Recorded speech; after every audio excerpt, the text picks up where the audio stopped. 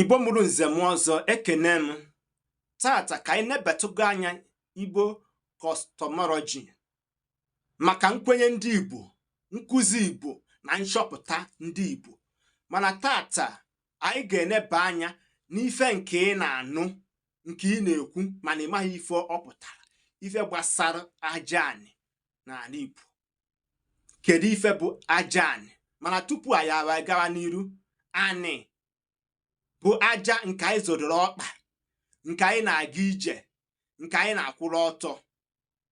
Mana ịbịa na anị anyị zodoro ọkpa, o nwere mmụọ nwaanyị, ọ bụ mmụọ nwaanyị ka ọ bụ, nke a na-akpọ the mother's earth, Nne Ani. Nne Ani bụ mmụọ na-akpọ aja anị, mmụọ nwaanyị anyị zodoro okwu. Mana mmụọ nwaanyị o nwere ife jikọtara mmụọ nwaanyị na okike, intimacy and the relationship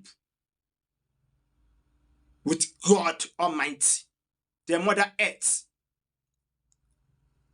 Onye ka ị bịara n'akwụkwọ nsọ, enwere first creation, nwee second creation. On this second creation, the book of Genesis chapter 2 verses 7, ọ sị okike wee gbadata na ana maka mmekọrịta na aja anị. Wee mee gịnị? Wee were aja were mee gịnị? Kpụọ mmadụ wee kwukwasa ya ume nke ndụ.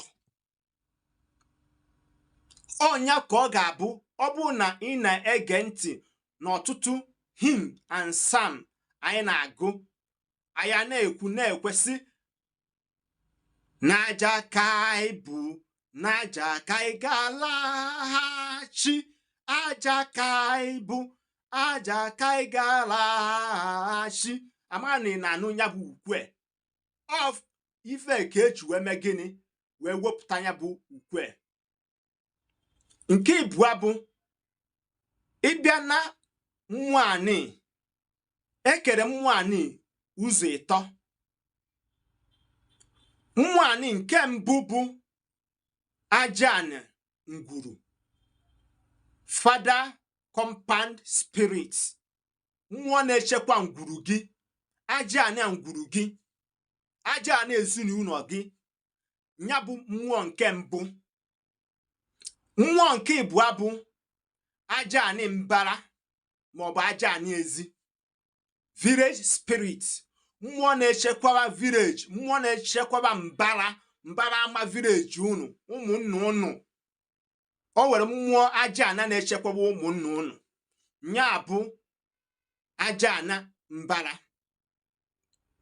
Nke ikpete maazụ bụ aja anị obodo,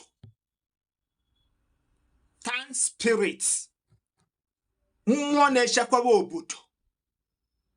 O nwere mmụọ na-afụ ka ife ike maọbụ ka ihe ọjọọ aghara ịdakwasa n'obodo. Amarụ na o kwere gị ghọta na nkụzi a, ọ ga-ebe nnọọfụ tata. Onwe ajụjụ maọbụ ife ozi ị nwere ike ịtụnye maka okwu a, biko deelu nye na edemede comment section. Biko kabarụ gbasaa ozi a ka ụmụnna anyị nwee ike ịmụta ife ga-enyere ndụfe aka. Sonyere n'ife na-eme, jee na my YouTube page, jee ma akara subscribe ma on your notification bell.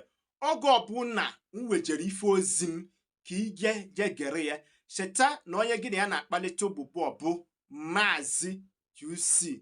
Ndị be anyị asị ka ọ dị ka ọfịa amaghị enwe. Igbo mụrụ nze m ọzọ, cheta na okwu anyị bụ maka aja anị n'ala Igbo anyị. Ndewonu.